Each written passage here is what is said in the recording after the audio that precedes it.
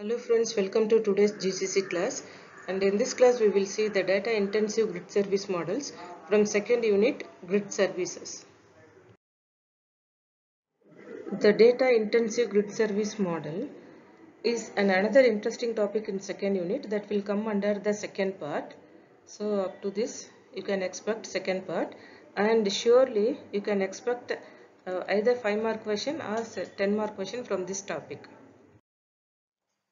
In all the grid application, they are having two major categories. First one is computational intensive model and next one is data intensive model. And in this class, we are going to concentrate only this data intensive service model, which is used to handling the massive amount of data. Data intensive applications deal with huge volume data. The file size is terabytes to petabytes. The grid system designed to discover, transfer and manipulate these massive data, and transferring this massive data set is actually time consuming task. And we need an efficient data management system that demands lower cost to storage and high speed for data transferring.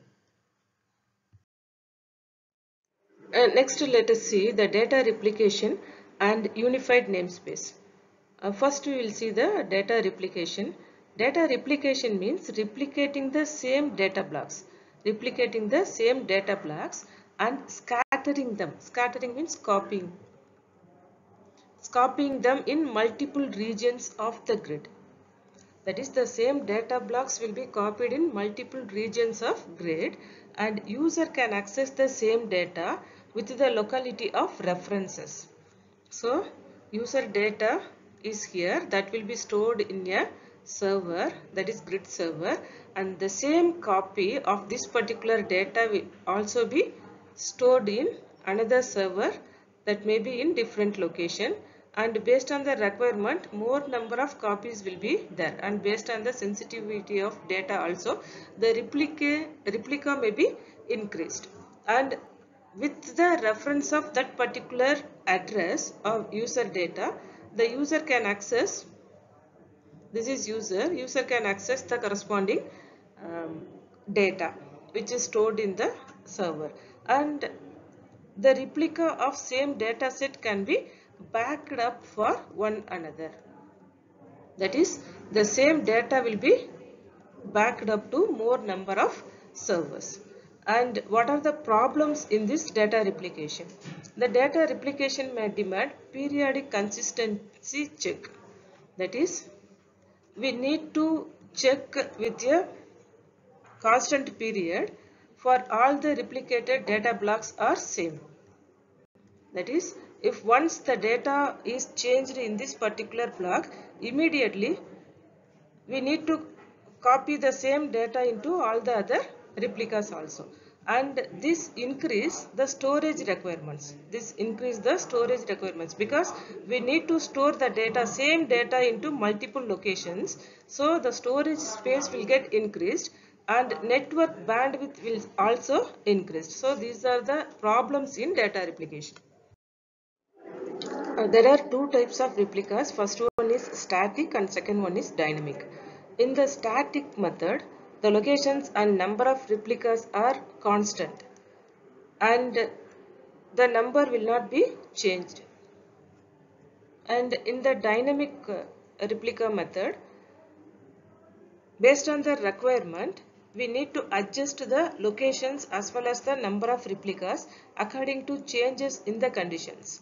And the dynamic is more complicated when compared to static method.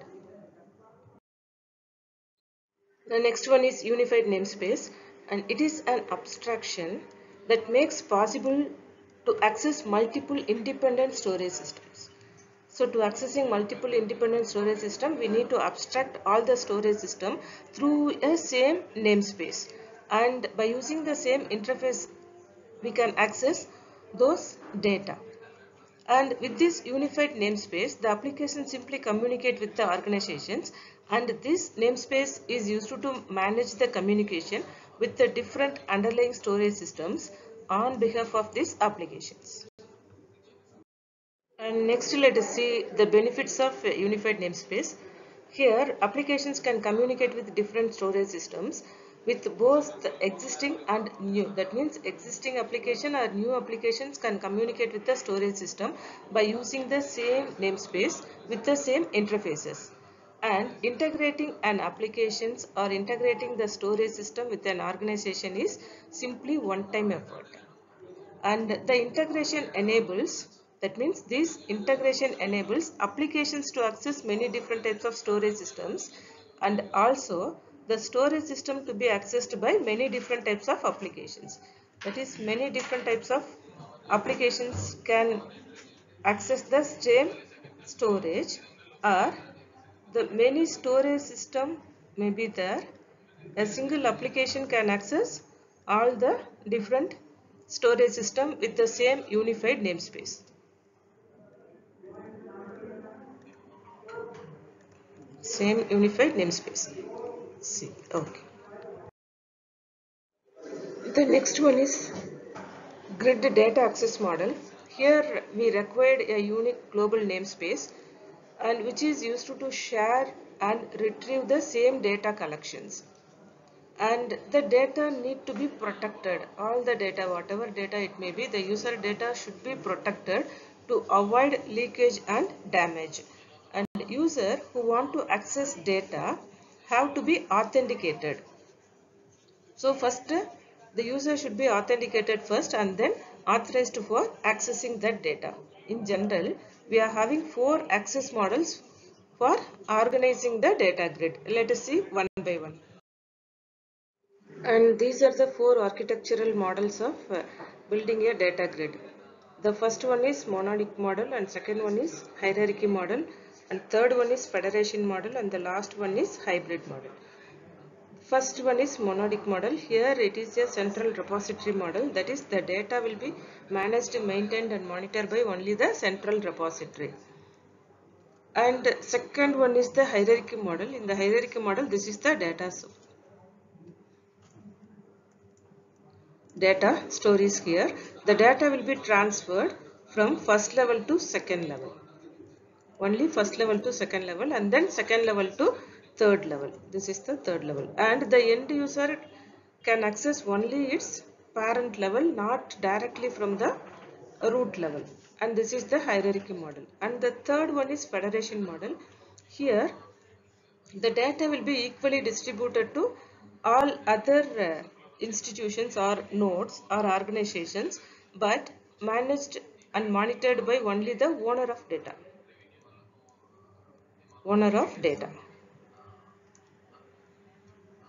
And the last one is hybrid model, and this model will be constructed by the combination of hierarchy model and the federation model, and it includes only the best benefits from hierarchy and federation model.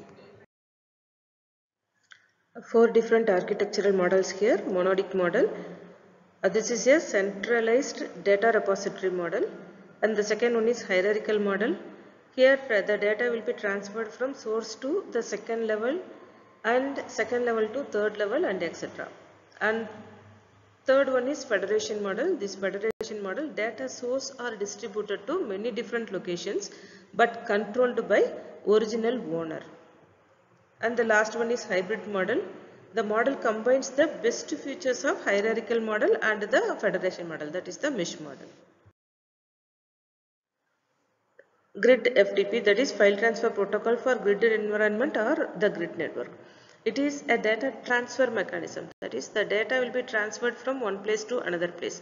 What type of data? The data may be a massively sized files, huge volume of file, a huge volume of very large file, or more number of small files, large number of small files, or a single very large file. Whatever it may be, we are going to transfer huge volume of data from one place to another place. And this grid FTP is one of the important component of this GT4. GT4 means Globus Toolkit version 4, and this is a programming model. By using this we can create the grid environment. And It is a standards-based universal data transfer protocol that uses the subset of features of FTP protocol. That is, we are creating this grid FTP based on this FTP with additional features. Those additional features are third-party data transfers, parallel data transfer, stripped data transfer, and partial file transfer. These are some of the extensions of FTP to create the grid FTP. The first important feature is third-party data transfer. Here we are allowing the third party, that is the mediator. Third party is the mediator to transfer the data between two hosts. Here this is the third party mediator. Third party mediator used to transfer the data from source to destination by using grid FTP. And here, so allowing the third site to monitor and coordinate the file transfer between other sites. So this is the third party grid FTP client used to transfer the data from host B to host C. The next one is parallel data transfer. Here we are using multiple TCP streams. Multiple TCP streams will be utilized at the same time. This is host A and this is host B. We are going to transfer the data from host A to host B by using multiple TCP streams at the same time, so that we can utilize the network bandwidth properly, or we are fully utilizing the network bandwidth. It is a user specifiable client parameter, and the parallel data transfer with the combination of stripped data transfer. Stripped data transfer is another important feature of grid FTP, which provides best utilizing network bandwidth with node parallelism. Okay, the combination of parallel data transfer and stripped data transfer, we can utilize the network bandwidth as well as the node parallelism. The next important feature of grid FTP is stripped data transfer. Here data may be interleaved in multiple servers. Multiple servers means we are having more number of servers and data will be stored in all the servers. This is server 1 and server 2. This may be server A and this may be server B. And we need to transfer this data between these servers. So multiple nodes can be worked together in a single grid FTP server. Right? So data of these servers should be transferred parallelly to these servers. The user client is transparent. To use multiple nodes. And this allows multiple level of parallelism. That is, the hardware components of those nodes are also involved in the parallelism, that is CPU, bus, and NIC means network interface card and disk, etc. All the hardware components may also be involved in this parallelism. The next feature of grid FTP is partial file transfer. Partial file transfer means we are going to transfer only portion of file from one location to another location to save time. Instead of transferring the entire file, we are going to extract only a portion of file, that is portion of data, and we are going to transfer only that particular data. So that it is useful for some applications and type of researchers that only require a subset of data. So this is also possible in grid FTP, partial file transfer. Sometimes you may expect this question. Compare the parallel versus stripped data transfer. The first one is parallel data transfer. it opens multiple data streams. Source node is here, target node is here, and multiple data streams will be there to pass subdivided segments of files. Subdivided segments of files simultaneously. The entire file will be divided into segments. Those segments will be transferred from source to destination simultaneously. So, the total time to move data in all streams can be reduced, very much reduced when compared to the normal file transfer protocol. And the second one is stripped data transfer. Here, the data object is partitionated into number of sections. The data object will be divided into more number of sections and placed in individual sites on the data grid. When user requests this piece of data, the data stream will be created for each site and all sections of data objects are transferred simultaneously. Here, the stripped data transfer can utilize the network bandwidth of multiple sites more efficiently to speed up the data transfer. And that's all about the data intensive grid service model. If you want more information, please go through the textbook. Thank you.